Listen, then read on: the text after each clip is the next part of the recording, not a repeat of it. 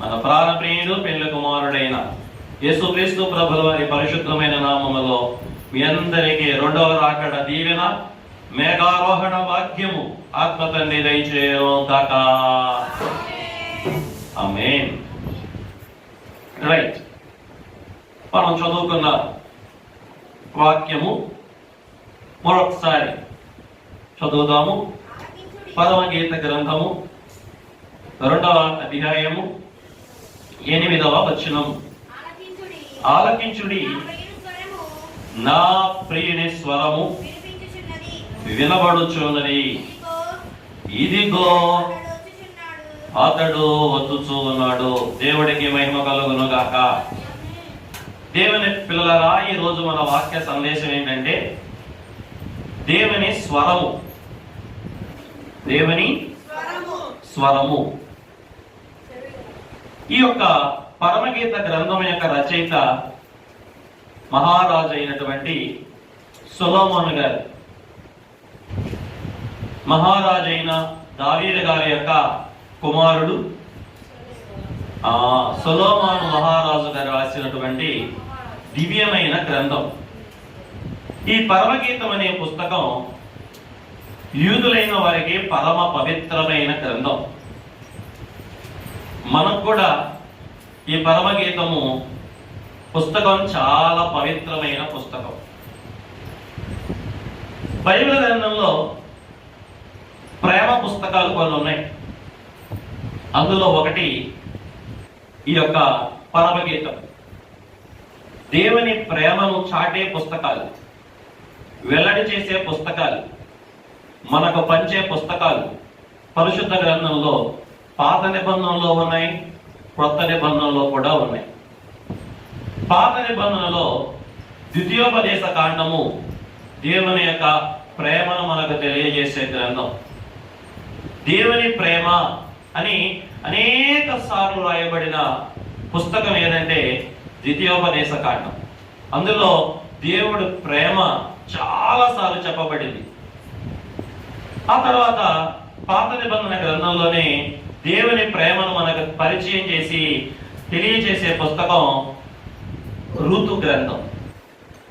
Ruth బోయాజుల మధ్య జరిగే ఆ ప్రేమ బంధం, ఆ వైవాహిక ప్రేమ బంధం, చక్కటి ప్రేమను, దేవునికి సంఘానికి మధ్య ఉండే ఆ ప్రేమ సంబంధాన్ని మనకు తెలియపరిచే మరో శ్రేష్టమైన గ్రంథం. ఇక పాత నిబంధనలోనే దేవుని ప్రేమను గురించి చెప్పే మరో శ్రేష్టమైన గ్రంథం ఏదంటే పరమగీతం. మూడోదేంటిది? పరమగీతము, సాంగ్ ఆఫ్ సాంగ్స్. అంటే గీతములకు పై గీతము, పరమగీతము, పరలోక గీతము, పరమార్థికమైన గీతము, పరమార్థికమైన గీతము, పరలోక గీతము. ఇది అందుకే హెవెన్లీ సాంగ్ అని కూడా అంటారు దీన్ని, పరమగీతాన్ని. కొత్త నిబంధనలో కూడా మీరు చూస్తే యోహాను గారు రాసినటువంటి పత్రికలలో ఒక పత్రిక ప్రేమ పత్రిక, ప్రేమను మనకు తెలియజేసే పత్రిక. కాబట్టి ఈ రోజు మన ధ్యానాంశం పరమగీతంలో ఉన్న 2వ అధ్యాయంలోని 8వ వచనం. ఈ పరమగీతం ఒక స్పెషాలిటీ ఏంటంటే, సహజంగా మనకు స్తుతి కీర్తనలో తెలుసు, ఆరాధన కీర్తనలో తెలుసు, జ్ఞాపకార్థ కీర్తనలో తెలుసు, ఇంకే కీర్తనలు ఉంటాయి, శిలువ కీర్తనలు తెలుసు. ఈ కీర్తనలన్నీ కూడా ఆరాధన కీర్తనలు, దేవుడిని మహిమపరుస్తూ పాడతాం. స్తుతి కీర్తనలు దేవుడిని మహిమపరుస్తూ పాడతాం. శిలువ కీర్తనలు దేవుడిని మహిమపరుస్తూ పాడతాం. ఇంకా ఏ కీర్తనలు ఉన్నా దేవుడిని మహిమపరుస్తూ, ఆయన వివరిస్తూ, ఆయన్ని వర్ణిస్తూ పాడతాం. కానీ ఈ పరమగీతం యొక్క స్పెషాలిటీ ఏంటంటే, ఈ పరమగీతం యొక్క స్పెషాలిటీ ఏంటంటే, ప్రభువుని వర్ణించుచు పాడే పాట మాత్రమే కాదు, వధువును కూడా వర్ణించుచు పాడే పాట కూడా. అంటే ప్రాణప్రియురాల్ని వర్ణిస్తూ పాడతాడు, ప్రాణప్రియుడు వర్ణిస్తూ పాడింది. మీకు అర్థమయ్యేటట్టు చెప్తా. సంఘము సంఘనాయకుడిని గురించి పాడుతుంది, సంఘనాయకుడు సంఘాన్ని గురించి కూడా పాడుతాడు. ఇదే ఈ పరమగీతం యొక్క స్పెషాలిటీ. ఏ పాట అయినా మనం ప్రభువుని గురించి పాడతాం, కానీ ఈ పరమగీతంలో మన గురించి కూడా ప్రభు పాడే పాటే ఈ పరమగీతం. దేవుడికి మహిమ కలుగును గాక. ఈ పరమగీతంలో మనకు పెళ్లి కుమారుడు కనపడతాడు, రెండవది పెళ్లి కుమార్తె కనపడుతుంది. ప్రాణ ప్రియుడు కనపడతాడు, రెండవది ప్రాణ ప్రియురాలు కనపడుతుంది. దేవుడికి మహిమ కలుగును గాక. ప్రాణ ప్రియుడేమో ప్రాణ ప్రియురాలని వర్ణిస్తాడో, ప్రాణ ప్రియురాలేమో ప్రాణ ప్రియుని వర్ణిస్తూ శ్లోకించే కీర్తనే పరమగీతము. ఈ పరమగీతము అనే ఈ పుస్తకం చాలా లోతైన ప్రేమను మనకు పరిచయం చేసే పుస్తకం. ఈ పరమగీత పుస్తకం ఆత్మజ్ఞానం కలిగిన వారే దీన్ని అర్థం చేసుకోగలరు. మనకు ఈ పుస్తకాన్ని గురించి 3 రకాల భావాలు ఉన్నాయి. ఒకటి అక్షరార్థం, 2 అలంకారార్థం, 3 ఆత్మీయ అర్థం. ఒకటి అక్షరార్థం అంటే అక్షరాలను బట్టి అర్థమయ్యే అర్థం. రెండోది అలంకార రూపముగా చెప్పబడిన అర్థం. ఏంటి అలంకారంగా చెప్పబడిన అర్థం అంటే? కొరకనే ఒక ఎగ్జాంపుల్ చెప్పండి. అబ్బా వచ్చాడయ్యా, సూర్యుడు లాగా ఉన్నాడు, చంద్రుడు లాగా ఉన్నాడు, చక్కని చుక్కలా ఉన్నాడయ్యా. వచ్చింది ఎవరు? ఫ్రెండ్స్ ఆగరు. కానీ వాడు వచ్చిన విధానాన్ని చెప్పడానికి దేనితో వర్ణించాను? సూర్యుడిలాగా వచ్చాడు, చంద్రుడిలాగా వచ్చాడు, చుక్కలాగా వచ్చాడయ్యా, మెరుపు తీగలాగా వచ్చాడు. వాడు వస్తాడు పోతాడు, అందుకే మెరుపు తీగతో పోల్చాం. అంటే వాడి పేరు చెప్పకుండా అక్కడ ఏం చెప్పాం? ఆ మెరుపు తీగని చెప్పగానే వాడి స్వభావం మీకు అర్థమైపోయింది. అక్కడ దీన్ని ఏమంటారంటే అలంకార భాష అంటారు. అర్థమైందా? ఈ పుస్తకంలో కూడా సంఘాన్ని పెళ్లి కుమార్తె అనే అలంకారంతో, సంఘ నాయకుడైన యేసు ప్రభువునేమో పెళ్లి కుమార్తెతో పోల్చారు. ఇక్కడ చాలా పెళ్లి కుమారుని యొక్క ప్రేమను ద్రాక్షరసంతో పోలుస్తాడు. ద్రాక్షరసం ఎంత మధురంగా ఉంటుందో మీరందరికి తాగే ఉంటారు. నా ప్రియుడు అతని నోటి ముద్దులతోనూ ముద్దు పెట్టుకునిచున్నాడు అంటాడు. అంటే ప్రేమలో ఉండే ఆ గొప్పతనాన్ని తెలియజేయడానికి నోటు ముద్దులోనే అలంకరణ వాడారు. అంటే ఈ పరమగీత పుస్తకం అర్థం చేసుకునేటప్పుడు దీంట్లో 2వ అర్థం ఏంటంటే అలంకారార్థము. అంటే ప్రతిదారాన్ని కూడా ఎలా చెప్పారు? అలంకార భాషలో చెప్పారు. వరుని ప్రేమను ద్రాక్షరసంతో వచ్చారు. ఇట్లా దీంట్లో చాలా లెబనోనుతో లోకాన్ని పోల్చారు. ఇట్లా ప్రతిదీ కూడా ఇందులో అక్షరార్థంతో పాటు అలంకారార్థం కూడా. 3వది ఇందులో ఉన్నది ఏంటంటే ఆత్మీయ అర్థం, అంతరార్థం. అక్షరార్థం, అలంకారార్థం, అంతరార్థం అంటే ఆత్మీయ అర్థం. ఈ పుస్తకం మనం చాలా జాగ్రత్తగా చదివి చాలా జాగ్రత్తగా అర్థం చేసుకుంటే తప్ప ఈ పుస్తకంలో ఉన్న అంతరార్థం మనకు అర్థం కాదు. చాలా మంది ఈ పుస్తకాన్ని చదివినప్పుడు ఈ పవిత్రమైన పరిశుద్ధ గ్రంథంలో ఈ అపవిత్రమైన పుస్తకం చేరుస్తారా? వద్దు అన్నారు. ఇందులో ఉన్నవన్నీ ప్రేమ పాటలే కదా, పరిశుద్ధ గ్రంథంలో ఈ ప్రేమ పాట చేర్చొద్దు అన్నారు. ఏమి చూసి? అక్షరార్థాన్ని చూసి. కానీ అలంకార అర్థం, దాని వెనకున్న అంతరార్థం గ్రహించిన తర్వాత ఈ పుస్తకాన్ని ఇందులోకి చేర్చడం జరిగింది. అంటే శరీరానుసారికి ఈ పుస్తకం అపార్థమయ్యింది, లోకానుసారికి ఈ పుస్తకం బూతులా కనబడుతుంది. కానీ ఆత్మానుసారుడికి ఈ పుస్తకం పరమార్థికంగా ఇది కనపడుతుంది. దేవుడికి మహిమ కలుగును గాక. ఇప్పుడు నేను మీకు ఈ మాటలు చెప్తా ఉంటాను, మీరు శ్రద్ధగా ఆలకిస్తా ఉండండి. ఊరికనే మీకు పరమగీతాన్ని గురించి జస్ట్ అలా కొద్ది ఇంట్రడక్షన్ మీకు ఇచ్చాను. ఆ గ్రంథంలో ఉన్న పుస్తకమే ఉన్న వచనమే ఈ 2వ అధ్యాయం 8వ వచనం. ఈ వచనంలో ప్రియురాలు చెప్తూ ఉంది, పెండ్లి కుమార్తె చెప్తూ ఉంది, షోలోమతి చెప్తూ ఉంది. ఏమని? ఆలకించుడి, నా ప్రియుని స్వరము వినపడుచున్నది, ఇదిగో అతడు వచ్చుచూ ఉన్నాడు. ప్రియురాలు ప్రియుని గురించి మాట్లాడుతుంది, ప్రియురాలు ప్రియుని గురించి పాడుతూ ఉంది. ఏమంటుంది? ఆలకించుడి. ఏంటిది? ఆలకించుడి. ఈరోజు నేను కూడా మీ అందరికి ఏం చెప్తున్నాను? ఆలకించండి, జాగ్రత్తగా ఆలకించండి. ఇదిగోండి, లోకమంతటికి కూడా చెప్తున్నాం. ఏమని? ఆలకించండి. ఇదిగో దేవుని స్వరం వినబడుతుంది. దేవుని పిల్లలగా, ఈరోజు ప్రియురాల యొక్క బాధ్యత ఏంటి? ప్రియురాల యొక్క కర్తవ్యం ఏంటి? ప్రియురాల యొక్క విధేంటి? మొదటి రాకడను ఎరిగిన ఈ ప్రియురాలు 2వ రాకడలో రాబోతున్న ప్రియుడి గురించి తెలియచేయాలి, ఈ లోకానికి తెలియచేయాలి. ఏం చేయాలి? ఏం తెలియచేయాలి? మొదటి రాకడను ఎరిగిన మనం ఆయన 2వ రాకడ గురించి ఈ లోకానికి తెలియచేయాలి.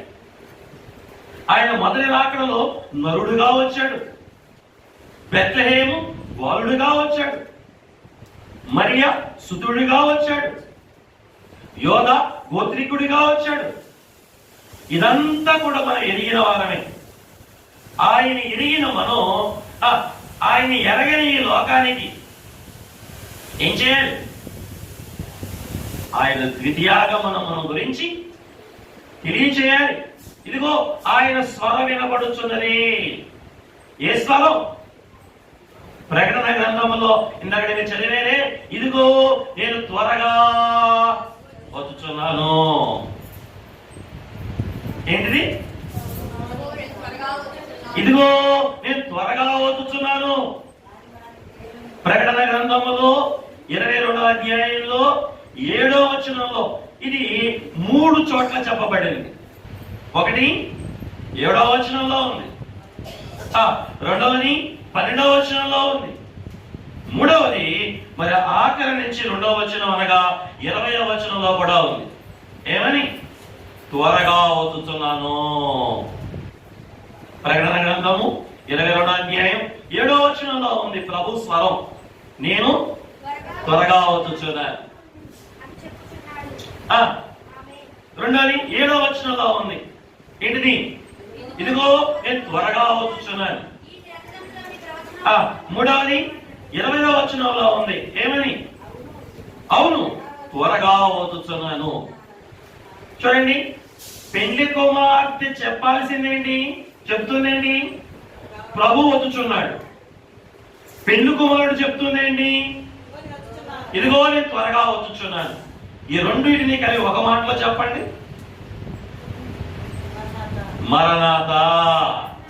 దేవుడికి మహిమ కలుగును గాక. కొరింథీయులకు రాసిన పత్రికలో మొదటి పత్రిక ఆఖరి అధ్యాయం 16వ వచనంలో ఏముంది? 16 ఒకసారి పేజ్ తిప్పు. 16వ అధ్యాయం చదువు, చివరిలో చదువు. మరణాత అదే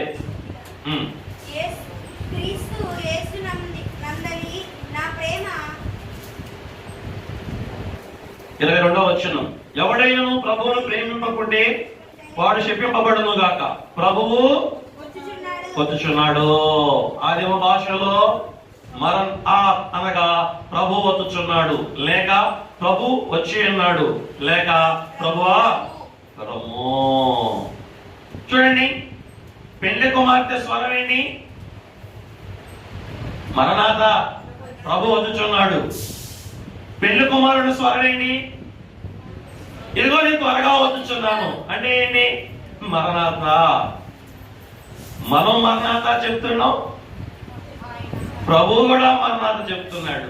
ఇదిగో మా ప్రభు వదుచున్నాడు. ఇది పెళ్లి కుమార్తె లోకానికి చెప్పే స్వరం. ప్రభు వారు కూడా లోకానికి చెప్తున్న స్వరం ఏంటి? ఇదిగో నేను త్వరగా వచ్చేస్తా ఉన్నాను. దేవుడికి మహిమ కలుగును గాక, ప్రభు నామానికి మహిమ కలుగును గాక. ఈ బాబు అయినా చూడు, వింటున్నావా?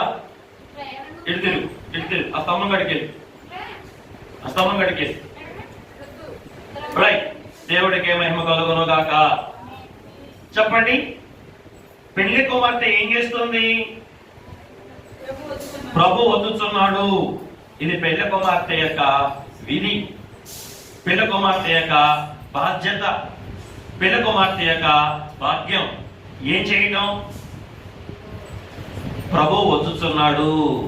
ఎప్పుడైనా మీ ఇంట్లో మీ వారు చెప్పారా? మీ బిడ్డలకు చెప్పారా? కనీసం మీ మనసు కన్నా చెప్పుకున్నారా? ఏమని? నా మనసా ప్రభు వచ్చుచున్నాడే, నా ప్రాణమా ప్రభు వచ్చుచున్నాడే. ఏమండి? ప్రభు వచ్చుచున్నాడు బిడ్డ, ప్రభు వస్తున్నాడు రా. చెప్పారా ఎప్పుడన్నా? ఇది మన బాధ్యత. ఆడి తప్పినటువంటి వాడు రాక అట్లే ఉండడు. నేడు వచ్చి వేసినట్టే ఆయన వచ్చి వేస్తాడు. కాబట్టి ఇది మన బాధ్యత, మన కర్తవ్యం, మన భాగ్యం. ఏం చేయటం? ఆలకించండి, ప్రభు వచ్చుచున్నాడు. ఆలకించండి, ప్రభు వచ్చుచున్నాడు. ఆలకించండి. ఏమంటున్నాడు అక్కడ? ఆయన స్వరం వినబడుచున్నది. ఏంటి ఆ స్వరం? నేను వచ్చుచున్నాను. పుష్మాండి, ఏం వినపడుతుంది నీకు? ఆయన వచ్చుచున్నాడు. ఇది మన బాధ్యత. ఒకటో రాకడ ఎరిగిన మనం, ఆయన ప్రథమాగమనమును ఎరిగిన మనం, మన తోటి వారందరికీ కూడా ఆయన ద్వితీయాగమనమునకు సాక్షులుగా మనం ఉండాలి. నేను చివరిలో మీకు యోహాను గారిని చూపించి నా మాటలు ముగిస్తా. ఇప్పుడు ఈ మాటల లోపలికి వెళ్దాం. ఏమంటుంది ఇక్కడ శూలమతి అంటే? ఆలకించండి. ఏమంటుంది? ఆలకించుడి. ఎందుకు ఆలకించడం? ఏంటి ఆలకించడం అంటే? అది సినిమాకి వెళ్తే 3 గంటలు ఏం చేస్తాం? ఆ మాటలు ఆలకిస్తా ఉంటాం. సాయంకాలం 7 అయితే చాలా ఆ సీరియల్స్ ముందు కూర్చొని ఆ మాటలు ఆలకిస్తా ఉంటారు. ఏ పని లేక, ఆ రోజు పని లేకపోతే అరిగి మీద కూర్చొని చుట్టూ ఉన్న వారందరి మాటలు. పెద్ద మన కష్టమేం కాదు. ఏం వింటాం? ఏం చేయటం? చెప్పరే? లోక స్వరం వినడం కష్టం కాదు, తోటి మనుషుల స్వరం వినడం కష్టం కాదు. ఆ టీవీలో వచ్చే ఆ నాటికలు, 2 నాటికల పేర్లు చెప్పండి. నాకేమో నాటికల పేర్లు రావు, మర్చిపోయాయి ఈ మధ్య. ఆ కార్తీక దీపం, మొగలు రేకులు, ఈ స్వరాలు వినడం మాకు అలవాటే. అయితే ఇక్కడ ఆత్మతండ్రి ఏమని చెప్తున్నాడు? ఆలకించుడి. అయ్యారు మన తెలుగు క్రైస్తవ కీర్తనలో 103వ కీర్తనలో ఇలా రాశారు, పుణ్య కథలు ఆలకించండి. దేశీయులారా, పుణ్య కథలు ఆలకించండి. పుణ్య కథలు విన్న ఎడల పోవును మీ పాపరాశి. నాణ్యమైన దేవవాక్కు నరులను రక్షించువా. దేవుడికి మహిమ కలుగును కాక. మళ్ళా చదువుతా, నాకు పాడతా రాదు కానీ చదువుతా, వినండి. పుణ్య కథలు ఆలకించండి, పాప కథలు కాదు. పాప కథలు అంటే ఏంటి? ఇవి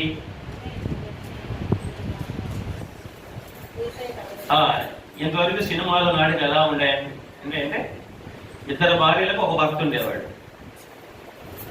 ఇప్పుడు సరిగ్గా చెప్తున్నానా? రివర్స్ లో ఉంది ఇప్పుడంతా. లోకం అంతా ఎట్లా పోతుందంటే రివర్స్ లో పోతుంది. అందుకే ఆ ఏ కథలు ఒక్క సీరియల్ని సినిమాను 3 గంటలు చెప్తున్నారు వాళ్ళు, కానీ సీరియల్ మటుకు ఎందుకో ఎంత ఆదరణ. అవునా? చూసిందే చూస్తే మీకు అలవాటు అయింది కాబట్టి వాళ్ళు చేసిందే చేస్తున్నారు. అంత ఆదరణకు కారణం ఎవరు? ప్రజలే. ప్రజలు ఆదరించకపోతే మరో వారం ఆ సీరియల్ రాదు, ఇది నిజం. కానీ ప్రజలు వాటి ముందు కూర్చుని అలవాటు పడ్డారు కాబట్టి ప్రజాదరణ ఆ పాపిష్టి కథలకు లభిస్తుంది కాబట్టి వారు సీరియల్స్ మీద ఏమంటారు ఎపిసోడ్స్ మీద ఎపిసోడ్స్ అసలు విసుగు లేకుండా చూస్తారు కదా. వాడు ఎంత విసిగిచ్చినా. కానీ దేవుడు చెప్తున్నాడు, పుణ్య కథలు ఆలకించండి, పాప కథలు కాదు. ఇది పుణ్య కథలు ఆలకించండి. ఓ దేశీయులారా, పుణ్య కథలు ఆలకించండి. పుణ్య కథలు విన్న ఎడల పోవును మీ పాపరాశి. నాణ్యమైన దేవవాక్కు నరులను రక్షించు అంటారు. ఆలకించు చెవులనిచ్చెను, దేవాది దేవుడు ఆలకించు శక్తినిచ్చెను. ఆలకించు తెలివి కలిగి అన్నీయు పరీక్ష చేయు వాళ్ళు తెలిసి దైవ సత్యము బయలుపడును పూర్తిగాను. దేవుడికి మహిమ కలుగును గాక. 2వ వచనంలో అంటాడు, ఆలకించుచున్న వారిని పగవాడు చూచి ఆలకింపకుండా చేయను. మేలు మాటలు ఆలకించి మిగతా మాటలు ఆలకింప జాలకుండునట్టు తెలివి జన్మమందే దేవుడిచ్చి. బా, ఏం రాశారండి అయ్యగారి పాటలు. ఏంటట? మేలు మాటలు ఆలకించి మిగతా మాటలు ఆలకింప జాల కండినట్టు తెలివి జన్మమందే దేవుడిచ్చి. అంటే మనకి రెసిస్టెన్స్ పవర్ ఇచ్చాడంట. పుట్టుకతోనే ఏమొచ్చిందంట? మేలు వినే చెడు వినకుండా ఉండే భాగ్యం మనకి ఇచ్చాడు. కానీ పెద్ద అయ్యే కొద్ది మనం ఏం చేస్తాం? దాన్ని రివర్స్ చేస్తాం. మేలు వినో కీడు మాటలే వింటాం, పుణ్య కథలు వినో చెడ్డ కథలే. సరే, నేను ఏం చెప్పాలనుకుంటున్నానంటే ఆలకించండి. ఆలకించటం అంటే వినటం. ఆలకించటం అంటే వినటం, శ్రద్ధగా వినటం, మనసు పెట్టి వినటం. ఇక్కడ ఇదేని ఆలకించమంటున్నాడు? నా ప్రియుని స్వరం వినబడుతుంది. అదే పుణ్య కథ. బైబిల్లో ఆయన స్వరం అంటే సువార్త, దేవుని ఉపదేశం, పరిశుద్ధ గ్రంథ మాటలు కూడా ఆయన స్వరమే. వినబడుతున్న ఈ స్వరాన్ని మనం ఏం చేయాలి? ఆలకించాలి. అందుకే దేవుడిని ఏమన్నా అడగాలంటే, అయ్యా ఆలకించే చెవులు మాకు పుట్టుకతోనే ఇచ్చాడు. 2 చెవులు ఇచ్చాడే లేదా? అందుకే యాకోబు గారు ఏమంటారు? వినుటకు వేగిరి పడండి, మాట్లాడడానికి మనం వినడానికే 2 చెవులు ఇచ్చాడు, మాట్లాడడానికి 1 వరే ఇచ్చాడు. కానీ మనం ఏం చేస్తాం? ఎక్కువ మాట్లాడతాం, తక్కువ వింటాం. 2 చెవులు ఎందుకు ఇచ్చాడు ఆయన? ఎక్కువ వినమని ఇచ్చాడు. కానీ మనం వినేది తక్కువ, మాట్లాడేది కదా. మనకు దేవుడు సరిచేయును కాక. వినడానికి 2 చెవులు ఇచ్చాడు కాబట్టి ఏం చేద్దాం? విందాం. ఆలకించుడి ఏంటి? ఆలకించుడి, వినండి. పుణ్య కథలు వినండి, దేవుని కథలు వినండి, పరిశుద్ధమైన కథలు వినండి, దేవుడి సువార్త వినండి. ఈరోజు మనం వాక్య ధ్యానం ఏంటంటే, దేవుడు స్వరం వినపడుతుంది కాబట్టి వినండి. నేను వాక్యం లోపలికి వెళ్ళి చెప్తా. ఎందుకు ఆలకించాలి? ప్రశ్న. ఆలకించమంటున్నాను కదా, ఎందుకు ఆలకించాలి? యోబు గ్రంథంలో 36వ అధ్యాయంలో 11వ వచనంలో ఎందుకు ఆలకించాలి, ఆలకిస్తే ఏం జరిగింది అనే విషయాలు యోబు గారు తన పుస్తకం 36వ అధ్యాయం యోబు గ్రంథంలో పరిశుద్ధాత్మను రాయించారు. యోబు 36:11. వారు ఆలకించి ఆయనను సేవించిన యెడల తమ దినములకు క్షేమముగాను తమ సంవత్సరములకు సుఖముగాను వెళ్ళబుచ్చెదరు. వారు ఆలకింపని యెడల బాణముల చేత కూలి జ్ఞానం లేక చనిపోతారు. పేజ్ నెంబర్ చెప్పండి. 446. 446. ఒకసారి ఆ పేజీ తీసుకోండి.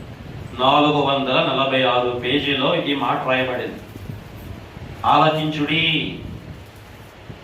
ఏమి ఆలకించాలి? మొదటి ప్రశ్న. ఆలకిస్తే ఏం జరుగును? రెండవ ప్రశ్న. ఈ రెండు ప్రశ్నలకి ఇక్కడ జవాబు ఉంది. యోబు 36:11లో వారు ఆలకించి ఆయన సేవించిన ఎడలా, ఆలకించి ఆయన్ని సేవించిన ఎడలా. దేవుని స్వరం వినబడుతుంది. ఏమిటా స్వరం? ఇదిగో నేను త్వరగా వచ్చుచున్నాను, ఇదిగో నేను త్వరగా వచ్చుచున్నాను. ఆ స్వరం విని ఆయన్ని సేవించిన ఎడల ఏం జరిగిద్దట? ఒకటి, మన దినములన్నీ క్షేమముగా ఉంటాయి. భూమి మీద మన దినములు ఎన్నండి? మానవుని దినములు 60 లేదా 70. అధికాయుష్యం ఎడల 80 సంవత్సరాలు. అది కూడా. కానీ దేవుణ్ణి బట్టి మనకు దీర్ఘాయువు ఉంది. ఆయన స్వరం వింటే మన దినములు ఏం చేయబడతాయి? పొడిగించబడతాయి. ఎక్కడ దాకా పొడిగించబడతాయి? నిత్యత్వం వరకు పొడిగించబడతాయి. ఇదిగో నేను త్వరగా అన్నాడు సార్. ఇదిగో నేను త్వరగా వచ్చుచున్నాను. ఈ స్వరాన్ని విని ఆయన్ని కనుక సేవిస్తే, కింద చెప్తా, మన దినములు ఏమవుతాయట? క్షేమముగా ఉంటాయి. తర్వాత రెండవది, మన సంవత్సరాలు ఏమవుతాయంట? సుఖంగా. ఈ రెండు మీకు కావాలా? క్షేమంగా ఉండటం, సుఖంగా ఉండటం. అక్కడ మూడవది కూడా ఉంది. కోసమాయండి, బాణాలతో పొడవబడే స్థితి ఉంది, చచ్చిపోయే స్థితి కూడా ఉంది. జ్ఞానం లేక వాళ్ళు ఏమైపోతారంట? చనిపోదురు. దినాలు కొంచెం అవుతాయి, సంవత్సరాలు తరిగిపోతాయి. ఏం చేయకపోవటం వల్ల? ఆలకించకపోవటం వల్ల. పుణ్య కథలు ఆలకిస్తేనేమో మీకు క్షేమం కలిగింది. అది పుణ్య కథలు ఆలకించకపోవటం వల్ల బాణాలు లేదా అక్కడ బాణముల చేత కూలి నశిస్తారు. బాణాల చేత కూలి నశించెదరు, జ్ఞానం లేక చనిపోతారు.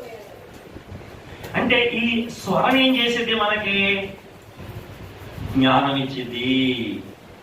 ఈ స్వరం ఏం చేసేది? మనల్ని హెచ్చరించింది. ఈ స్వరం ఏం చేసేది? మనల్ని జాగ్రత్త పరిచింది. ఈ స్వరం ఏం చేసేది? మనల్ని భద్రపరిచింది. తుఫాను హెచ్చరిక అంటారు. 7వ నెంబర్ గేట్ లేపారు. ప్రమాద హెచ్చరిక. లోతెత్తు ప్రాంతాల వారందరూ కూడా ఖాళీ చేసి వెళ్ళిపోవాలి అని హెచ్చరిక రాగానే అక్కడ ఉన్న వాళ్ళందరూ ఏం చేస్తారు? ఆ స్వరం విన్న వాళ్ళు ఏం చేస్తారు? అప్పుడు తుఫాను కెరటాలు వచ్చి, అట్లాగే దేవుడు స్వరం ఏంటి? నేను త్వరగా. ఈ స్వరం విన్న వాళ్ళు ఏమవుతారు? జాగ్రత్త పడతారు, మేలుకుంటారు. అప్పుడు వచ్చే బాణాలు ఏమవు? వాళ్ళ మీద పడవ, వాళ్ళు నశించరు, వాళ్ళు చనిపోరు, వాళ్ళు సుఖంగా ఉంటారు, క్షేమంగా ఉంటారు. అంతే కదా? ఊరకే మీకు అర్థమై చెప్తున్నా. మన కృష్ణాది వచ్చింది కదా, లోతెత్తు ప్రాంతాలు అందరూ మునిగిపోతారు, ఖాళీ చేయని ఇల్లు చెప్పినప్పుడు ఆ స్వరం విన్న వాళ్ళేమో పునరావాస కేంద్రాల్లోకి వచ్చి సురక్షితంగా ఉంటారు. అది విన్న వాళ్ళేమో దాంట్లో మునిగి కొట్టుకుపోతారు. అట్లాగే ఈరోజు దేవుడి స్వరం వినబడతా ఉంది. కుమారండి, ఏంటి ఆ స్వరం? నేను త్వరగా వచ్చుచున్నాను. పెద్దలు అంటారండి, దీపం ఉండగానే ఇల్లు చక్క పెట్టుకోవాలని. ఈ స్వరం వినబడతా ఉంది. ఆ స్వరం విన్నప్పుడే మనం అందరం ఏం చేయాలి? జాగ్రత్త పడడానికి అవకాశం ఉంది. చెప్తా నేను ఇప్పుడు. మొదట ఏంటంటే ఆ స్వరం మనం ఆలకించాలి. ఆలకిస్తే లాభం, నీకు సుఖం, ఈ సంవత్సరాలకు క్షేమం. భూమి మీద సుఖంగా ఉంటావు, దీర్ఘాయుష్మంతుడు అవుతావు. అలా నేను మార్చేది దేవుడి స్వరం. నేను త్వరగా వచ్చుచున్నాను అన్న మాటని మీరు జాగ్రత్తగా ఆలకించినప్పుడు, దాన్ని మీరు నమ్మి ఆ ప్రభువుని సేవించినప్పుడు భూమి మీద మీరు సుఖంగా ఉంటారు. మీ సంవత్సరాలు అదే ఆయన మాట మీరు వినలేదనుకోండి, బాణముల చేత కూర్చబడి నశిస్తారు. మన జ్ఞానం లేక మన ప్రాణాలు. ఒక్కసారి ఒక వచనం చదవండి. కొరింథీయులకు రాసిన పత్రిక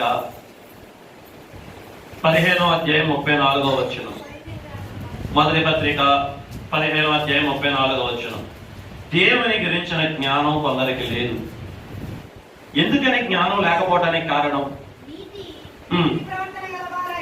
నీతి ప్రవర్తన గలవారై మేల్కొని పాపము చేయకుడి. ప్రేమ పాపము చేయమాకు. దేవుని గురించిన జ్ఞానం కొందరికి లేదు. మీకు సిగ్గు కలుగుటకై. చూడండి, ఈ 15వ అధ్యాయం 34వ వచనంలో ఏమంటున్నాడు? దేవుని గురించిన జ్ఞానం కొంతమందికి లేదు. దేవుని గురించిన జ్ఞానం లేకపోవడానికి కారణం ఏంటి?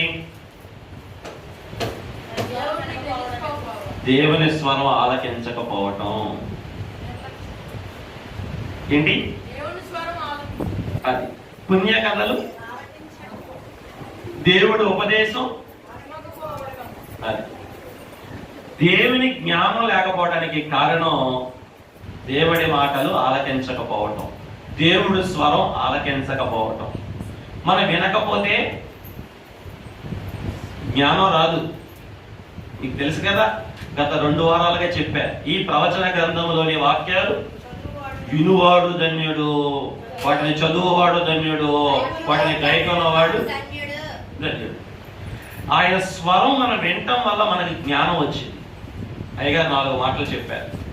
1 విజ్ఞానం, 2 విజ్ఞాపన, 3 విశ్వాసం, 4 విధేయత. దేవుడు స్వరం వినటం వల్ల, దేవుని మాట వినటం వల్ల మనకు కలిగేది మొదటిది ఏంటంటే విజ్ఞానం. మనం పాపులమైతే ఆ పాపం పోగొట్టుకునే మార్గం మనకు తెలిసింది. మన శాప ఫలితంలో ఉంటే ఆ శాప ఫలితం తొలగించుకుని జ్ఞానం మనకు దొరికింది. అట్లాగే దేవుడు రాబోతున్నాడు, ఎగిరి వెళ్ళాలంటే ఎగిరి వెళ్ళడానికి కావలసిన జ్ఞానం ఆయన స్వరంలో మనకు లభించింది. అలాగే భూలోకం అంతా గద్దర లోకం, పాపలో ఉన్న లోకం, పాప ఫలితాలు ఉన్న లోకం, విష సర్పాలు ఉన్న లోకం. ఈ లోకంలో మనం ఎలా బ్రతకాలో అవసరమైన జ్ఞానం మనకు లభించింది. దేని ద్వారా? దేవుని స్వరం వినటం ద్వారా. ఆ దేవుడి స్వరం వినకపోతే దేవుడి గురించిన విజ్ఞానం మనకు ఉండదు. అసలు దేవుడు ఎవరు? ఆయన ఎందుకు మానవుడయ్యాడు? ఆయన మానవుడై ఏం చేశాడు? ఆయన చేయటం వల్ల మనకేం జరుగుతుంది? ఆయన నమ్ముకోవటం వల్ల మనకేంటి లాభం? నమ్మిన వారికి ఆయన ఏమిస్తానన్నాడు?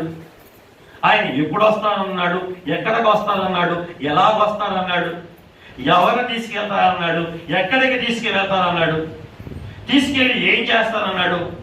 అక్కడ ఏం జరగబోతా ఉంది అన్న విషయాల గురించిన విజ్ఞానం ఆయన స్వరం వినకపోతే మనకు రాదు. నేను చెప్పింది మీకు అర్థమైందా? దేవుని స్వరం వినకపోతే, దేవుడి వాక్యం అనే స్వరం, ఆయన స్వరం మనం వినకపోతే ఏమి రాదు? దేవుని గురించిన విజ్ఞానం మనకు రాదు.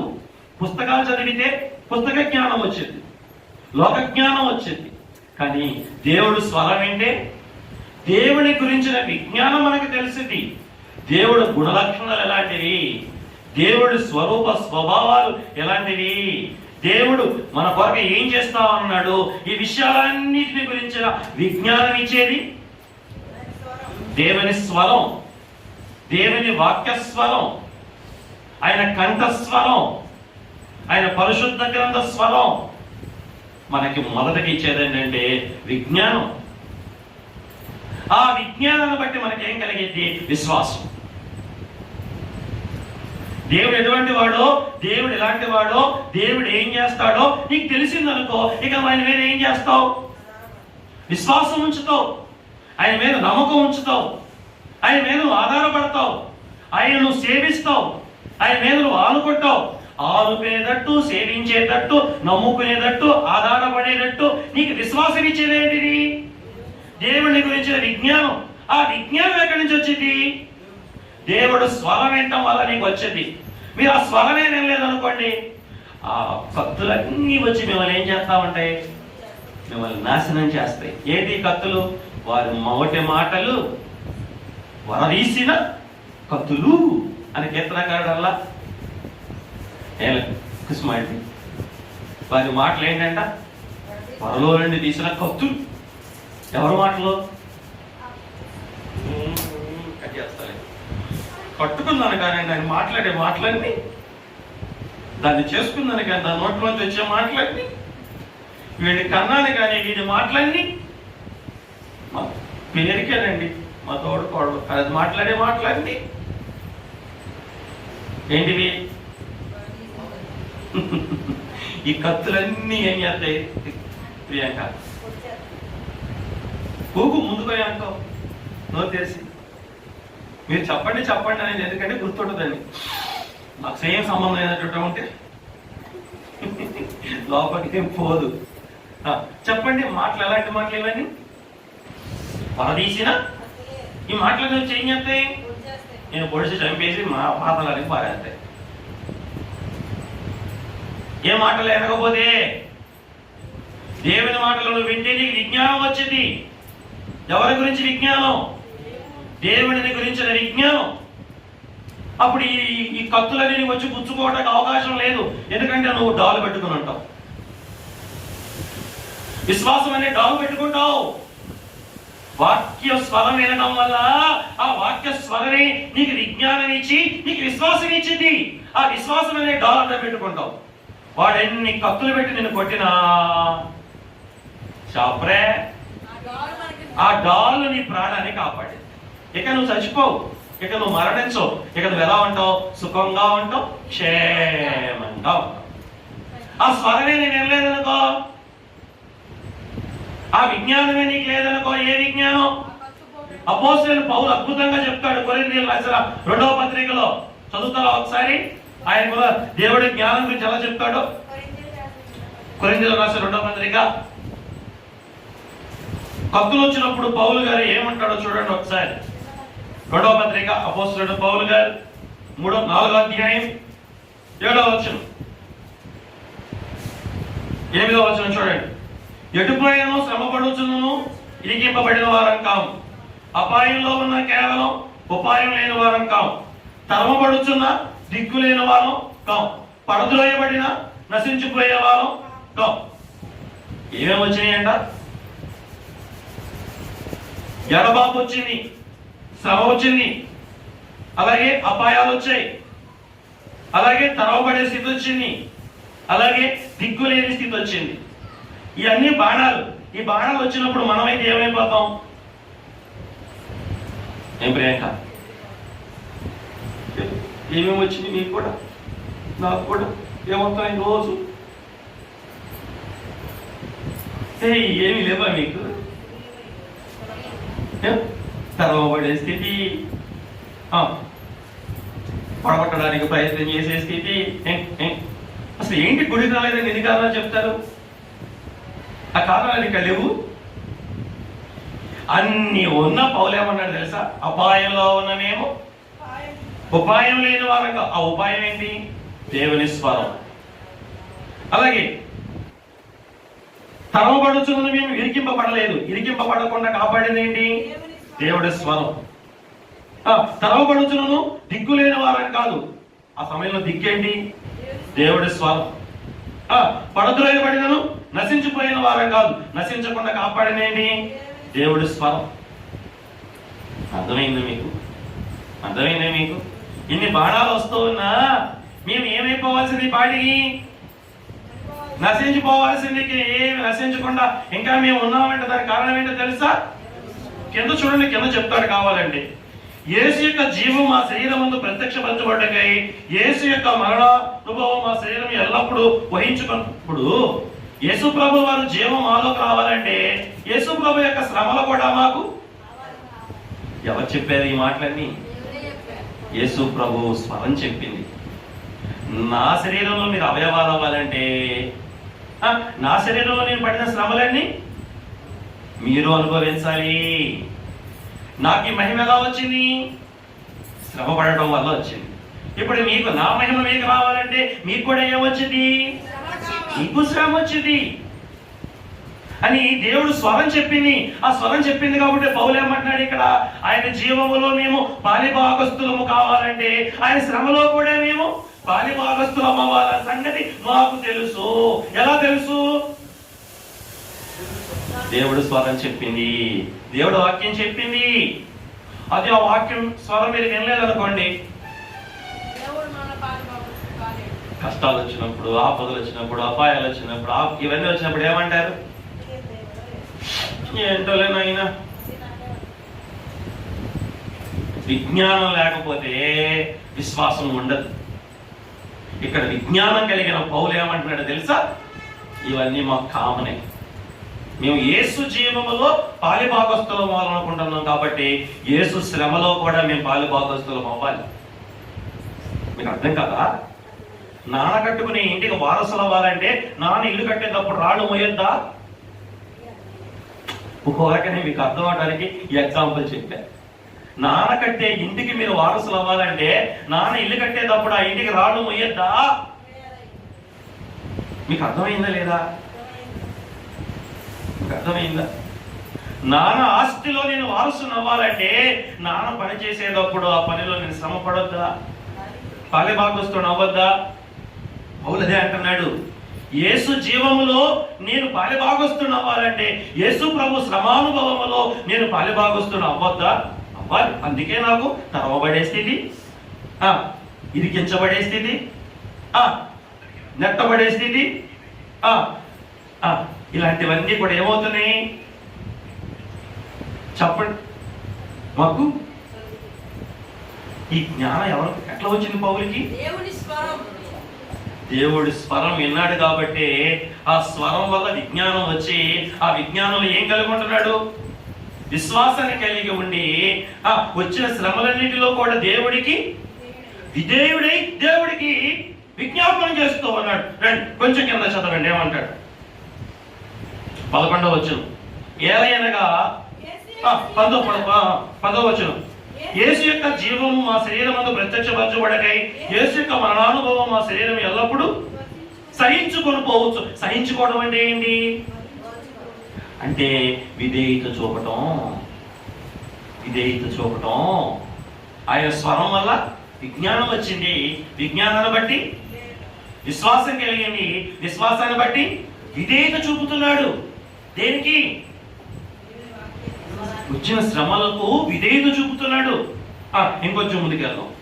ఏలయనగా యేసు యొక్క జీవము కూడా మా మధ్య శరీరమందు ప్రత్యక్షపరచబడినట్లు సజీవులమైన మేము ఎల్లప్పుడూ యేసు నిమిత్తం మరణమునకు, అక్కడ చూడండి, ఎల్లప్పుడు అనే పదం అండర్లైన్ చేసుకోండి. అంటే పెళ్లి కుమార్తెకు శ్రమలు ఎలా ఉంటాయి?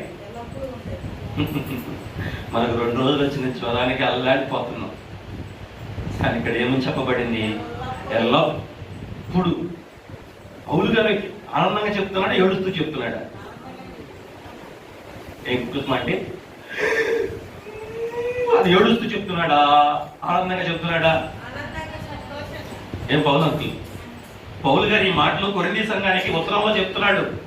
ఆనందంగా చెప్తున్నాడా, ఏడుస్తూ చెప్తున్నాడా?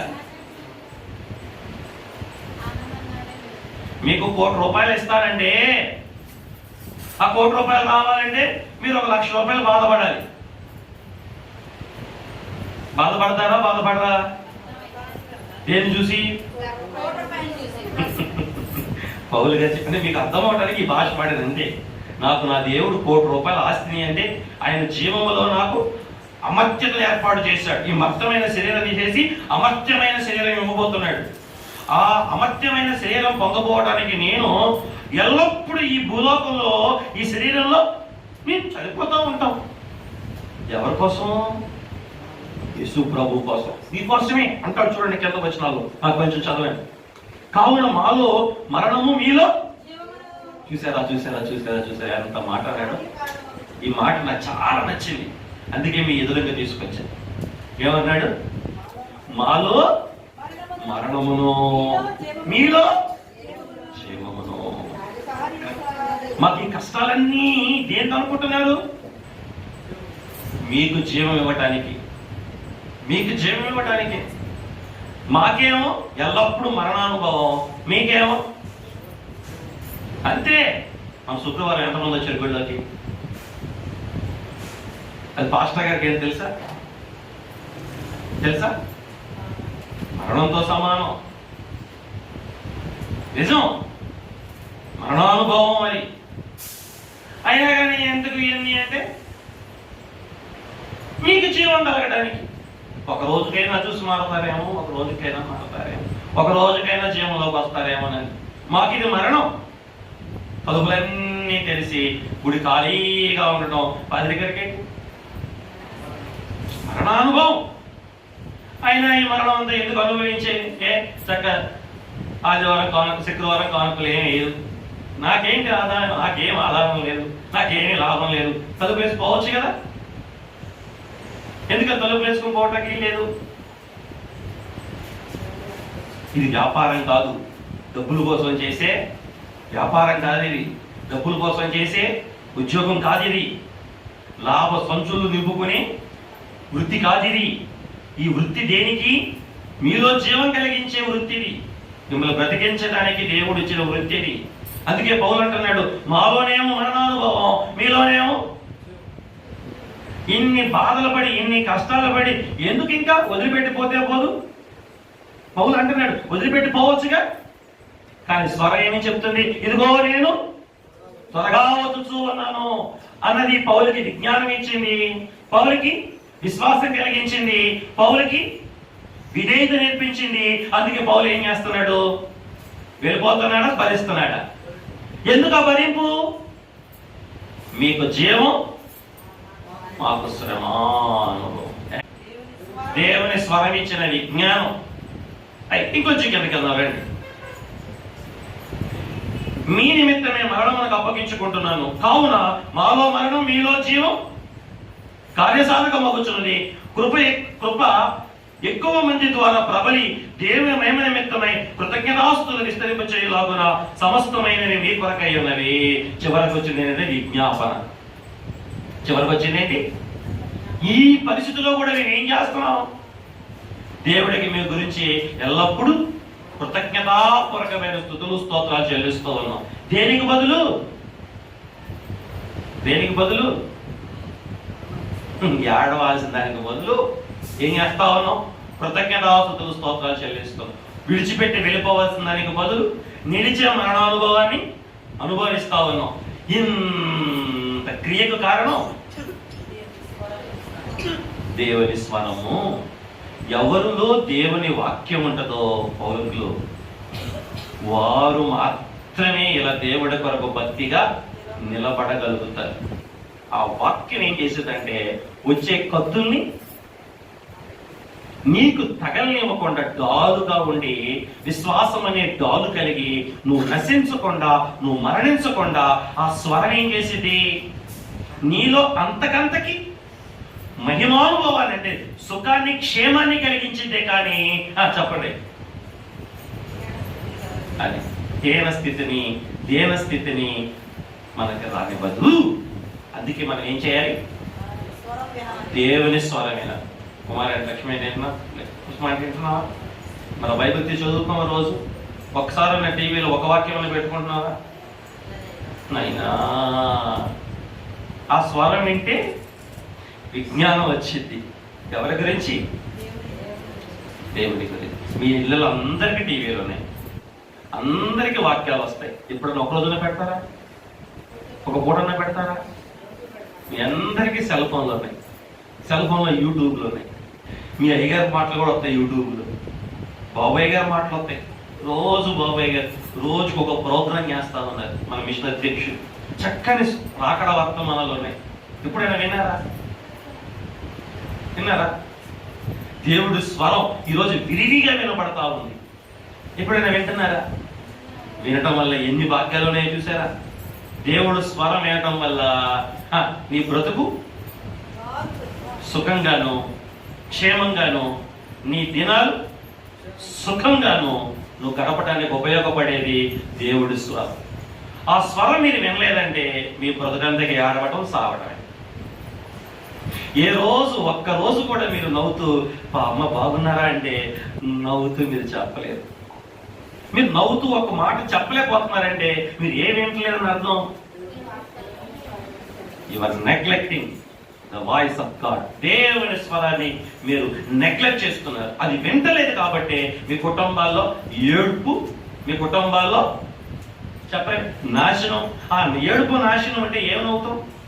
ఏడుపు నాశనం అంటే ఏం ఆనందంగా ఉంటాం?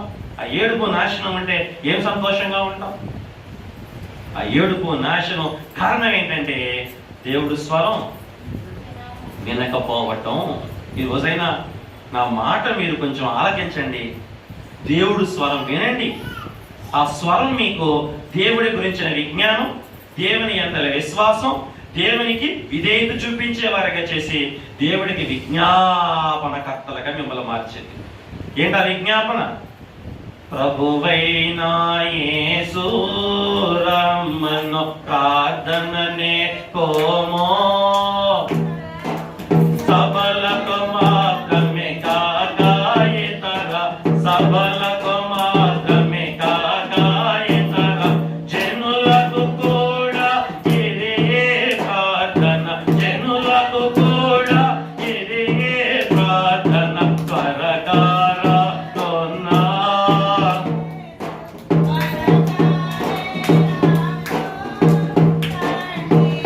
దేవుడు స్వరం వినేవారు చేసే విజ్ఞాపన ఏం చెప్పండి? ప్రభువైన యేసు రమ్ము. ఆ స్వరం నేర్పించే ప్రార్థన ఏంటో తెలుసా? ప్రభువైన యేసు త్వరగా రమ్మయ్యా. ఇది జనులకు మాత్రమే కాదు, సభలకు మాత్రమే కాదు, అందరూ చేయాల్సిన ప్రార్థన ఇది. ఏంటా ప్రార్థన? ప్రభువైన యేసు మరణాతాన్ని మనమే చెప్పుకోవాలా, అందరూ చెప్పుకోవాలా? ఒప్పుకున్నా ఒప్పుకోకపోయినా, ఇష్టం ఉన్నా ఇష్టం లేకపోయినా అందరూ చేయాల్సిన పని ఏంటంటే ప్రభువైన యేసు రమ్ము మరణాత. అవును, ఆయన స్వరం వింటే వచ్చే ప్రార్థన ఏ ప్రార్థన? మరి వేరే ప్రార్థన లేవా మేరే కుమార్ అంటే? అదే కక్కురు ఇక వేరే ప్రార్థన లేవా? ఆ జ్ఞానం ఏం చేయనివ్వదంటే ఇక వేరే ప్రార్థనలు ఏ ప్రార్థన చేయనిచ్చింది? అయ్యా త్వరగా రమ్మని చేసే ప్రార్థన ఎవరో తెలుసా? సిద్ధపడిపోయిన వారు. ఎవరు? ఏ భయం లేని వారు, నిర్భయంతరంగా ఆ స్థితికి తీసుకొచ్చేసింది నిన్ను. ఏ స్వరం? దేవుని స్వరం. నేను ఇప్పుడు మీకు వాక్యంలో చూపిస్తాను కూడా అది ఎలా మనల్ని ఆ దేవుడి స్వరంలోకి మనం తీసుకొచ్చిద్దో నేను మీకు ఒకసారి జ్ఞాపకం చేస్తాను. ఒకసారి ఆ వచనం చదవండి, మన మూల వాక్యం ఒకసారి చదవండి. ఆలకించుడి, నా ప్రియుని స్వరము వినబడుచున్నది, ఇదిగో అతడు వచ్చుచున్నాడు.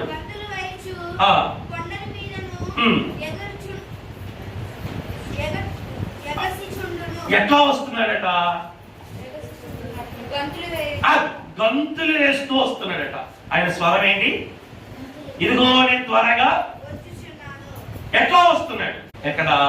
తెస్సలోనికీ రాసిన మొదటి పత్రిక 1వ అధ్యాయం 4వ అధ్యాయం 16వ వచనంలో చెప్పాడు. ప్రేమ్ ఒకసారి ఆ వచనం. తెస్సలోనికీ రాసిన మొదటి పత్రిక 4వ అధ్యాయం 16వ వచనం. ఆర్భాటంతోనూ ప్రధాన దూత శబ్దముతోనూ దేవుని బోరతోనూ పరలోకము నుండి ప్రభువు దిగవచ్చుచు అన్నాడు. దేవుడికి మహిమ కలుగును గాక.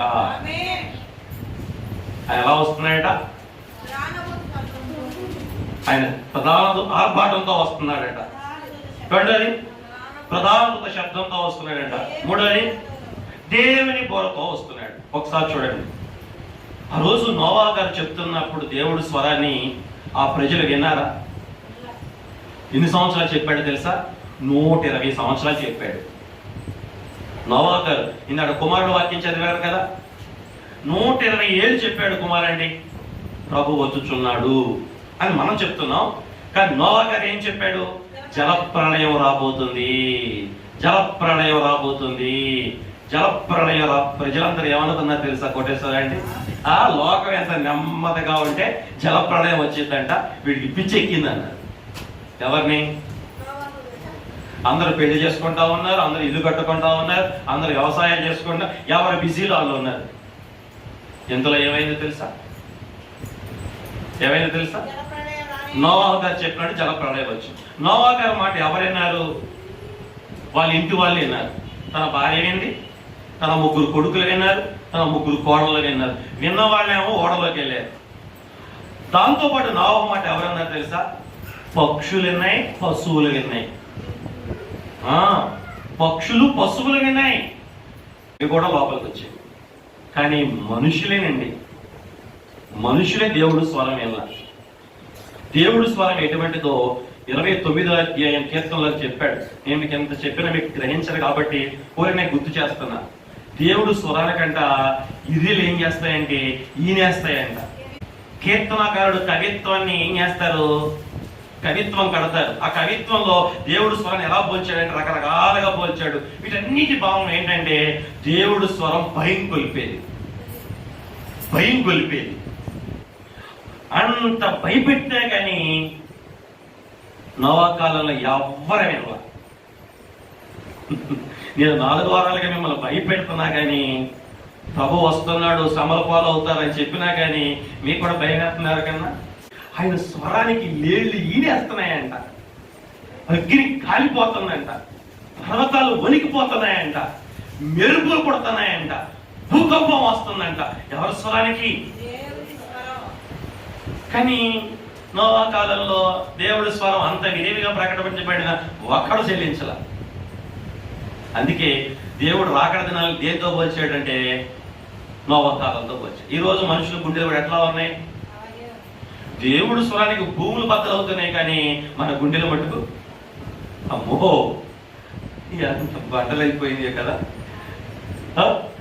అయితే ఆ స్వరానికి కనుక మనం చెల్లించకపోతే, ఆ స్వరానికి కనుక మనం లోబడకపోతే, ఆ స్వరానికి కనుక మనం స్పందించకపోతే, స్పందించిన వాళ్ళందరూ ఏమైపోయారు? జలప్రళయంలో మునిగిపోయారు. విన్నవారు మాత్రమే నోవలో క్షేమంగా ఉన్నారు, నోవలో సుఖంగా ఉన్నారు. కానీ జలప్రళయంలో దేవుని మాట వినని వారు చెప్పరే నశించిపోయారా? చచ్చిపోయారా? మరి దేవుడు రాకడ స్వరం విన్నావా? ఏంటి రాకడ స్వరం? ఇదిగో ఇక్కడికి ఎక్కిరమ్ము, ఇక్కడికి ఎక్కిరమ్ము. ఆ స్వరం ఎలా వచ్చిందట? ఆర్పాటం. రెండోది ప్రధాబోర శబ్దం. మూడోది దేవుని బోరా. ఇక్కడ 3 మాటలు చెప్పారు. ఆర్పాటం. ఈరోజు బైబిల్ మిషన్లో అన్ని ఓడల్లో అన్ని స్థలాల్లో ఆర్పాటంగా చేస్తున్నారు. ఏంటి? రాకడ పండగలు. బైబిల్ మిషన్ మన బోధకులు మన బాబాయ్ గారు కూడా మరణాత మరందా అని టైటిల్ పెట్టి అన్ని స్థలాల్లో దేవుని బోరను ఊపుతా ఉన్నారు, దేవుడు స్వరాన్ని వినిపిస్తా ఉన్నారు. ఏమని? ఇదిగోండి పాపం మానుకోండి. ఏంటి? పాపం మానుకోండి. నాకు చదివారు కదా, జ్ఞానం లేదు కొంతమందికి దేవుడి బిడ్డలకి, అందుకే వారు పాపం మానుకోరు. కానీ దేవుడు స్వరం ఏం చెప్తుంది? నేను త్వరగా వస్తున్నాను, మీరు పాపం. ఇప్పుడు అయ్యగారు కూడా బోర పట్టుకుని అన్ని ప్రాంతాలకు వెళ్ళి ఏం చెప్తున్నారు? రాకడొస్తుంది, పాపం మానుకోండి. రాకడొస్తుంది, సిద్ధపడండి. రాకడొస్తుంది, మిమ్మల్ని మీరు పవిత్రతతో అలంకరించుకోండి అని అన్ని స్థలాలకు వెళ్ళి చెప్తున్నారు. ఆర్భాటంగా చెప్తున్నారు. ఆర్భాటంగా మరణాత మరందా ప్రభు వచ్చుచున్నాడు అనే ఆ మాటలోని మకరందాన్ని వివరిస్తా వస్తూ ఉన్నారు. దేవుడికి మహిమ కలుగును గాక. ఆయన రాకడలో ఏముంది? ఆర్భాటము. ఇది ఆర్భాటము. ఏంటిది? ఈ మాటలో ఆర్భాటం ఉంది కదా, అయ్యగారు 3 మాటలు చెప్పారు. ప్రభువుకేమో ఆర్భాటం అంట, అపవాదికేమో ఆరాటం అంట, విశ్వాసకేమో పోరాటం అంట. ఏంటి? ప్రభువుకేమో ఆర్భాటం, అందరూ తీసుకుని వెళ్ళాలనే ఆర్భాటం, సిద్ధపడిన వధువుని తీసుకెళ్లాలనే ఆర్భాటం. అపవాదికేమో ఆరాటం, ఏ విధం చేతనైనను మేఘం ఎక్కనీయకుండా ఆపేయాలనే ఆరాటం. విశ్వాసీకేమో పోరాటం, ఏ విధం చేతనైనా నరుని తప్పించుకుని అపవాదిని తప్పించుకుని పాపహరుడైన ప్రాణప్రియుని కలవాలనే పోరాటం పోరాటం పోరాటం పోరాటం. దేవుడేమో ఆర్భాటంతో వస్తున్నాడు. ఎవరు తీసుకెళ్ళడానికి? మమ్మల్ని అంటారా, సిద్ధపడిన వారిని అంటారా? చూడండి, ఈ మాట గుడిని మీద రాసుకోండి. పెళ్లి కుమార్తె కన్యకే కానీ కన్యకలందరూ పెళ్లి కుమార్తె కాల. ఏమో పోయిన చెప్పాక ఇస్తే గురించి నేను, అందరూ అహర్వేదేశ్ దాసు దగ్గరికి వచ్చారు, అందరూ కన్యకలే, అందరూ చక్కనైన కన్యకలే. కానీ అందరూ రాజు గారిని ఆకర్షించారా? ఒక ఎస్తేర్ ఒకటే ఆకర్షించింది. అంటే పెళ్లి కుమార్తె కన్యకై ఉండాలి, పరిశుద్ధురాలై ఉండాలి. కానీ అందరి కన్యకలు పెళ్లి కుమార్తెలు అయ్యారా? అట్లాగే రేపు ప్రభు మధ్యాకాశానికి వచ్చేటప్పుడు మందిరంలో ఉన్న వాళ్ళందరూ మేఘం ఎక్కేస్తారంటే చెప్పరే, మరి ఎవరు ఎక్కుతారు? ఇజ్రాయేలీలు ఎర్ర సముద్రం దాటింది 20 లక్షల మంది అంట, ఆయత్తపడింది 20 లక్షల మంది బయటికి వచ్చి కానానికి వెళ్ళడానికి. మరి కానానికి వెళ్ళింది, అబ్బా మా అమ్మాయి భలే చెప్పింది, 2 కాలేబు యెహోషువ. వెళ్ళాలనే ఆరాటం అందరికీ ఉంది 20 లక్షల మందికి, కానీ వెళ్ళింది మటుకు ఆ 2 ఎవరంటే పూర్ణ హృదయంతో, పూర్ణ మనసుతో, పూర్ణాత్మతో దేవుణ్ణి ప్రేమించిన వాడు 2. ఎవరో వాళ్ళు? కాలేబు యెహోషువ. కానీ వెళ్ళాలనే ఆరాటం మటుకు 20 లక్షల మంది బయలుదేరారు. కానానికి వెళ్ళింది, ఆ పెళ్లి కుమారుని కలవడానికి బయలుదేరింది 10 మంది. కానీ పెళ్లి విందులోకి వెళ్ళింది.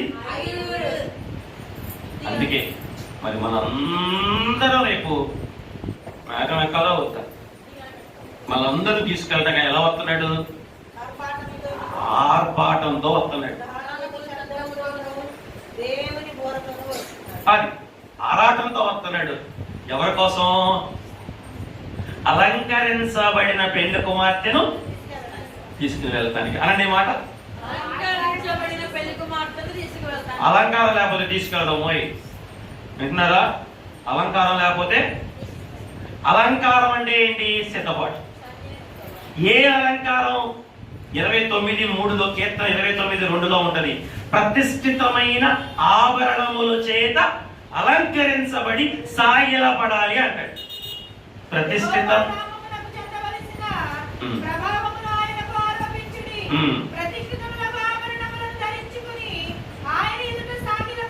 అది ప్రతిష్ఠితమైన ఆభరణములు. ఏంటి ప్రతిష్ఠితమైన ఆభరణములు అంటే? ఇందాక చెప్పారు కదా, వారికి దేవుడి గురించిన జ్ఞానం లేక వాళ్ళు పాపం చేస్తున్నారు. దేవుడి గురించిన జ్ఞానం ఏం చేసేది?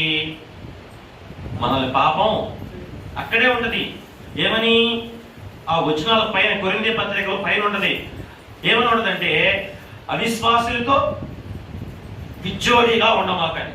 అట్లాగే దుష్ట సాంగత్యం మంచి నడవడిని చెడుపును. అంటే కొరింథీ పత్రికలో ప్రభు పదే పదే చెప్తాడు. ఏమని? జారులతోనైనను, సోర్లతోనైనను, విగ్రహారాధికులతోనైనను నీవు సాంగత్యము చేయవద్దు అంటాడు. ఎవరితో? జారత్వం. అంటే జారు అంటే జారత్వం చేసే వారితో. అంటే పెళ్ళయి ఒక భార్య కాక 2 భార్యలు ఉంటాయి, పెళ్ళయి ఒక భర్త కాకుండా 2 భర్తలు ఉంటాయి. వీళ్ళతో ఏం చేయొద్దు అంటున్నాడు? సాంగత్యం చేయొద్దు. బయట వాళ్ళతో కాదు, లోకంతో 10 మంది భార్యలోనే మనకు అనవసరం, లోకంతో చెప్పట్లేదు ఆయన. సంఘంలోకి వచ్చిన వారితో కూడా జాగ్రత్తం చేసే వాళ్ళు ఉన్నారు అని పౌలు ఆ కొరింథీ పత్రికను హెచ్చరిస్తున్నాడు. జారులు అంటే వాళ్ళు, ఒక భార్య ఒక భర్త ధర్మం, ఒక భర్తకి 2 భార్యలు ఉంటే అది జాగ్రత్తం, ఒక భార్యకి ఒక భర్తకి 2 భార్యలు ఉంటే జాగ్రత్తం, ఒక భార్యకి 2 భర్తలు ఉంటే ఆ జాగ్రత్తం చేసే వారితో నువ్వు సాంగత్యం చేయొద్దు. రెండోది చోరులు అంటే దొంగతనం చేస్తా ఉంటారు, దొంగతనం చేసేవాడు చోరు. తర్వాత అబద్ధికులు, అబద్ధాలు చెప్పేవారితో, సంఘంలోకి వచ్చి కూడా అబద్ధాలు చెప్పేవారితో నువ్వు సాంగత్యం చేయొద్దు. ఆ తర్వాత విగ్రహారాధికులతో, అంటే సంఘంలోకి వచ్చి కూడా దేవుడి కాక ఇంకా ఎవరు నేను సేవించేవారంటే వారితో నువ్వేం చేయొద్దు. ఎందుకంటే వారితో సాంగత్యం ఏం చేసేది, నిన్ను కూడా విగ్రహాల దగ్గర తీసుకెళ్తుంది, నిన్ను కూడా అబద్ధాలు చెప్పేటట్టు చేసేది, నిన్ను కూడా వ్యభిచారిగా మార్చేసేది, నిన్ను కూడా దొంగిలించేవాడిగా మార్చేసేది. ఎందుకంటే ఈ లోకానికి ఉన్న ఆకర్షణ లాంటిది. అందుకే ప్రభు అంటున్నాడు, వారితో నువ్వు సాంగత్యం చేయొద్దు. ఆ సాంగత్యం నేను అపవిత్రపరిచేది. ఆ అపవిత్రపరిస్తే రేపొద్దున మేఘం ఎక్కలేదు. వారు పవిత్రంగా ఉండలేరు, నిన్ను పవిత్రంగా ఉండలేరు. ఆ జ్ఞానం వాళ్ళకి లేక వాళ్ళు ఏం చేయట్లేదట, పాపం మానలేకపోతున్నారు. మరి నువ్వైతే నీతి కలవాడవై మేల్కొని పాపము మానుకొను అంటాడు. రేపు మన దేవుడి ముందు సిద్ధపడే ఆ అలంకారం ఏంటో తెలుసా, ఆభరణం ఏంటో తెలుసా, పరిశుద్ధత. ఏంటిది? ఇప్పుడు మీ అందరికి పోగులు ఉన్నాయా, మెల్ల సూత్రాలు ఉన్నాయా, చేతికి గాజులు ఉన్నాయా, కాళ్ళకు పట్టీలు ఉన్నాయా, ఉన్నాయా, ఆడవాళ్ళకు ఉన్నాయా? ఇవన్నీ ఎందుకు పెట్టుకున్నారు? అందం కోసం. రేపు పెళ్లి కుమారుడు వచ్చేటప్పుడు కూడా పెళ్లి కుమార్తె కూడా ఏముండాలి, అలంకారం ఉండాలి. ఆ అలంకారం ఏంటంటే భౌతికమైనది కాదు, ఆ అలంకారం ఆత్మ సంబంధమైన అలంకారం. ఆ అలంకారం ఏంటంటే పరిశుద్ధత. ఏంటిది? నేను కృతజ్ఞతలు మన శుక్రవారం చెప్పాక ఏంటిది? పరిశుద్ధత. క్రైస్తవ సంఘానికి ఎప్పటికీ ఎన్నకన్నటికైనా ప్రతిష్ఠితమైన అలంకారం ఏంటంటే పరిశుద్ధత. ఆ పరిశుద్ధమైన ఆ ఆభరణాన్ని మనం ఏం చేయాలి? అలంకరించుకోవాలి. ఇది చూడండి, అలంకారాన్ని బట్టి చూడండి, ఆభరణాన్ని బట్టి ఏమొచ్చిందంటే అలంకారం వచ్చింది, అలంకారాన్ని బట్టి ఏమొస్తుందంటే అందం వచ్చింది, అందాన్ని బట్టి ఏం కలిగిద్దంటే ఆకర్షణ కలిగింది, ఆకర్షణ బట్టి ఏం కలిగిద్దంటే ప్రభువుకి సమీపం అవుతాం, ప్రభువులో లీనమవుతాం, ఏకమవుతాం. మీరు చెప్పింది అర్థమైంది? ప్రభు మధ్యాకాశానికి వస్తున్నాడు. ఆయన వచ్చినప్పుడు మనం ఆయన ఏం చేయాలి? ఆకర్షించాలి. నానా వర్ణాల పువ్వు నరదృష్టిని ఆకర్షిస్తాయి, మానవ హృదయ శుద్ధి దేవుని మదిని ఆకర్షించింది. మధ్యాకాశానికి ఆయన ఆర్భాటంతో వస్తున్నప్పుడు మనం ఆయన దగ్గరికి ఎగిరి వెళ్ళాలంటే, ఆయన మనం ఆకర్షించాలంటే మనం సిద్ధపడి ఉండాలి. దేంతో సిద్ధపడాలి? పరిశుద్ధత అనే ఆభరణాన్ని అలంకరించుకున్నప్పుడే అందంగా ఉంటాం. ఆ అందమే ఆయన ఆకర్షించింది. అంతే కదా.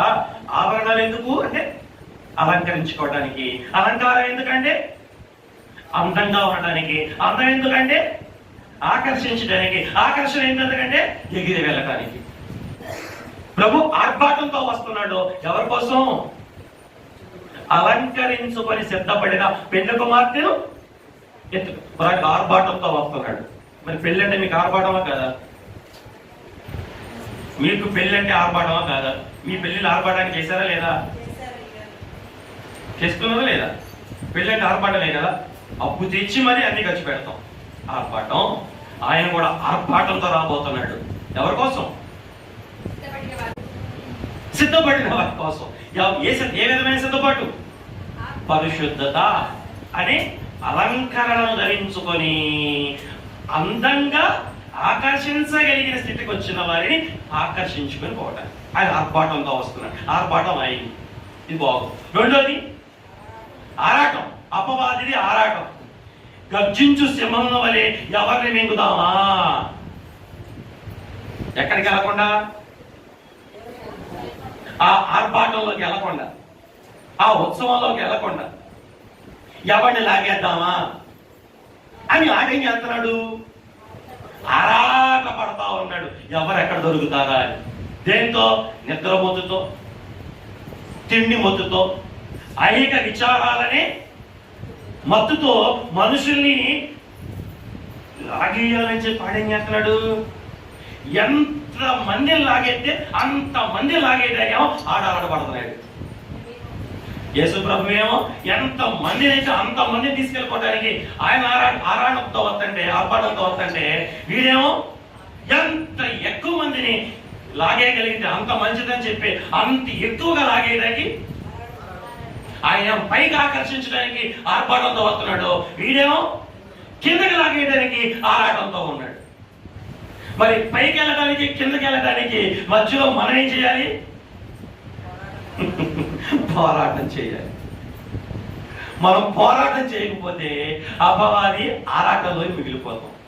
పోరాటం చేస్తే ప్రాణప్రియుడి ఆకర్షణలోకి. ఏంటి పోరాటం? అపవాది మన మీద ఆకర్షణ వేస్తాడు. ఆకర్షణలు. ఏం ఆకర్షణలు?